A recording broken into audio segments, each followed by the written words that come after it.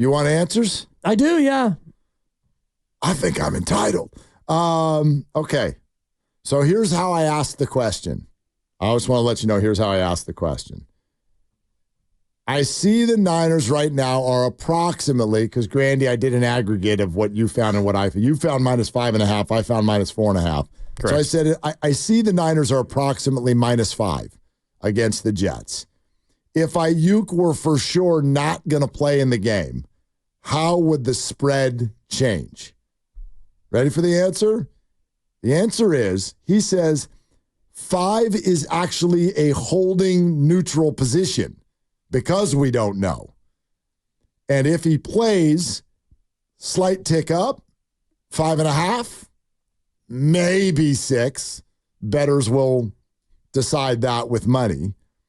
And if he doesn't play, 4.5, maybe 4. Right.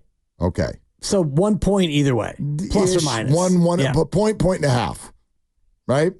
Does that surprise you? No. The Niners are still essentially about the same favorite that they would be. Because 5 is a very neutral number. You're more than a field goal, but you're not quite a touchdown. Correct. So 5 is kind of that in between anyway. Now, if it was a quarterback, if Brock Purdy's not going to play, that 5 goes down to maybe 1 or a pick 'em. Or if Aaron Rodgers, it's announced, isn't going to play, that goes up to probably 9. I agree. And by the way, I think there are other players on the 49ers. In fact, I know so, who would move this number more than Brandon. Not just Purdy. Christian McCaffrey, absolutely. After what happened last year, Nick Bosa, Deebo Samuel, for sure. Trent Williams, absolutely. I think all of these players would move the line more than Brandon Aiyuk. All right, here's the big one. Your statement again on the Niners, who, plus 600, so 6 to 1? 6 to 1. They're Niners, the NFC favorites. They are the co-favorites. They are the NFC favorite, and they are the co-favorite. NFC favorites. And the co-favorite for the whole banana with the Chiefs. Both of them are 6 to 1. Your statement is, if there's no Brandon Aiyuk, and you know there's no Brandon Aiyuk for the year, yep. You think what happens to the Niners Super Bowl odds? I think their odds go up and other teams go down to where they're at least co-favorites in the NFC. Okay. They probably go to 10 to 1, and the other teams that are at 12 to 1 come down to 10 to 1. So the Lions right now are the next favorite at 12 to 1. Right. Niners are at 6 to 1. Lions 12 to 1, Eagles 13 to 1, Ravens are over here at 10 to 1. They're the third favorite for the Super Bowl. Chiefs 6 to 1, Niners 6 to 1. If there is no Brandon Aiyuk, and that is in ink for the whole year. And this is how you asked him.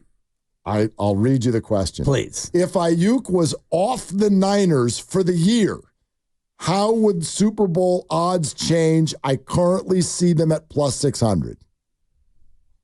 His answer, if he is not part of the team, and I'm going to add some sarcastic flavor, the 6 to 1 co-Super Bowl favorite 49ers will nosedive off of a cliff and roll all the way down to 7 to 1. That's not what he said. No, you're adding your own. He said the Niners will go to 7 to 1 if he's not part of the team. From 6 to 7. From 6 to 1 to 7 to 1. And that, in my opinion, is a big piece of what Kyle Shanahan is probably thinking behind closed doors. Do you want to go down? No, you don't want to have your odds go down. Are you worse without Brandon? All of these things are true. Should we play Twister with the guy and let him run the whole show to prevent going from 6 to 1 to 7 to 1? Like, my point is and was, if there's no Brandon, guess who the Super Bowl favorite in the NFC is? Still the Niners. The Niners. Well, then why in God's name are you allowing him to play Twister with you? Buster Olney, that's a great question. And that is a great question. It's a great question. A great question. Thank you, Buster and Mark, because it's a great question. I mean, if honestly, and the odds I do think are reflective of reality. They don't set these odds willy-nilly. They set it based on betting markets, but a lot of times they set them where, there's a reason why the Raiders are probably 100 to 1 to win the Super Bowl because the Raiders aren't very good. So they don't do this as a popularity contest or their favorites. So it is reflective of coaching staffs, rosters, schedules, and the rest of it. So 100 to 1. You nailed that. I mean, I just was ballparking it, but the Raiders are, they 100 are to 1. They are plus 10,000. Yeah. Yes. So yes. I mean, if the Niners move is that small, then what are we doing here? Parag and John and Kyle play hardball, like that earlier caller, that caller who was a 50-year litigator was saying, and I'm guessing 50 because he sounded like he was 75. The only reason you wouldn't play hardball is if, and I don't know this, and the tweets annoy everybody, but if behind the scenes they really do feel like, dude, we're dotting I's and crossing T's over here. If that's the case, then yeah, you don't suddenly turn around and play hardball.